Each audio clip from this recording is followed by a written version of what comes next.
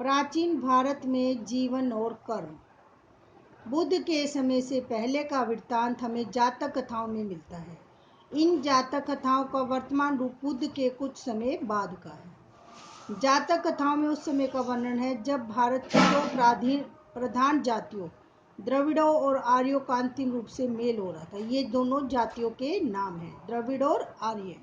कहा जा सकता है कि जातक पुरोहित या ब्राह्मण परंपरा तथा क्षत्रिय या शासक परंपरा के विरोध में लोक परंपरा का प्रतिनिधित्व करते हैं। ग्राम सभाएं एक सीमा तक स्वतंत्र थी। आमदनी का मुख्य जरिया लगान था। लगान यानी कर। माना जाता था कि जमीन पर लगाए जाने वाला कर उत्पादन में राजा का हिस्सा है। उसका भुगतान हमेशा तो नहीं पर अक्सर गल्ले या पैदावार की शक्ल में किया जाता था। यह कर उपज के छठे भाग के करीब होता था। यह सभ्यता मुख्य रूप से कृषि केंद्रित थी और इसकी बुनियादी इकाई स्वशासित गांव थी, यानी कि जो खुद ही अपने नियमों से चलाए जाते थे, ऐसे गांव थे। और आय का साधन क्या था? 1/6 जितनी भी उपज होती थी उसका छठा हिस्सा। राजनीतिक और आर्थिक ढांचा इन्हीं ग्राम समुदाय से बनाया जाता था, जिन्हें 10-10 और 100-100 के समूह में बांट दिया जाता था। जातकों के वर्णन से एक खास तरह का विकास उभर कर सामने आता है। यह विशेष दस्तकारियों से जुड़े लोगों की अलग बस्ती और गांव की स्थापना थी। इस तरह एक गांव बढ़इयों का था, एक गांव लोहारों का था। इसी तरह और पेशा के लोगों के गांव थे, यानी कि कारपेंटर, कोबलर, सभी प्रकार के जो अलग अलग लोगों का पूरा गांव बना दिया जाता था। ये खास पेशेवर लोगों के गांव आमतौर पर शहर के पास बसे होते थे।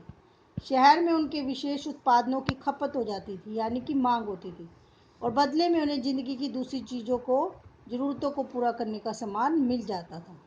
ऐसा लगता है कि पूरा गांव सहकारिता के असूल पर काम करता था और बड़े ठेके लेता।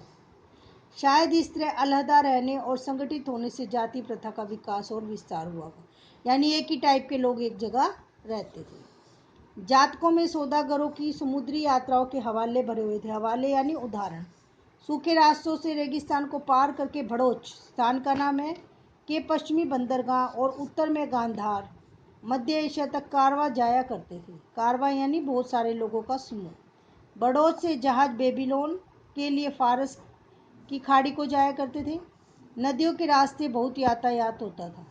जातकों के अनुसार बेड़े बनारस, पटना, चंपा और दूसरे स्थानों से समुद्र की ओर ले जाए जाते थे और वहां से दक्षिणी बंदरगाहों और लंका और मलय टापू थे। ये सभी स्थानों के नाम हैं। भारत में लिखने की प्रथा बहुत पुरानी है।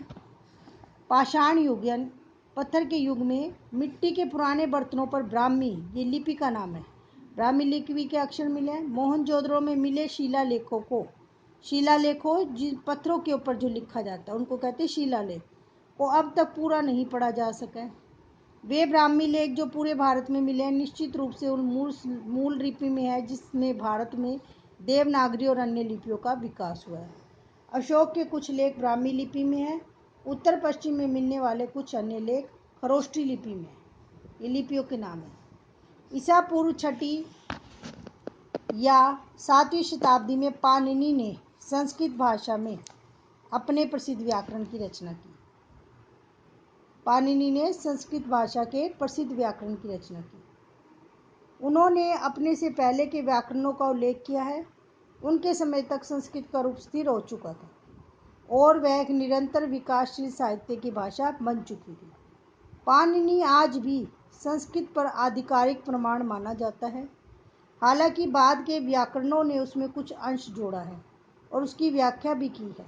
दिलचस्प बात यह है कि पाणिनि ने यूनानी लिपि का उल्लेख किया है। इसमें संकेत मिलता है कि पूर्व दिशा में सिकंदर के आने से बहुत पहले भारत और यूनान के बीच किसी न किसी तरह का संपर्क हो चुका था। औषध विज्ञान की पाठ्य पुस्तकें भी थी और अस्पताल भी। अनुश्रुति यानी लोगों के द्वारा। भारत में औषध विज्ञान के जनक धन्वंतरी थे।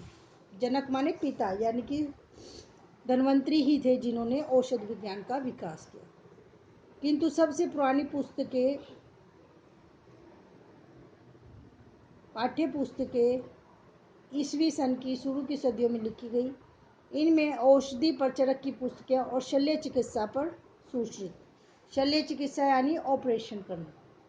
कहा जाता है कि चरक उन राजा कनिष्क के दरबार में राजवैद्य थे जिनकी राजधानी पश्चिमोत्तर दिशा में थी। इन पाठ्य पुस्तकों में बहुत सी बीमारियों का जिक्र है और उनकी पहचान और इलाज के तरीके बताए गए हैं। इनमें शल्य चिकित्सा, प्रसूति विज्ञान, स्नान, पथ्य, सफाई, बच्चों को खिलाने और चिकित्सा के बारे में शिक्षा को विशेष बनाया गया है।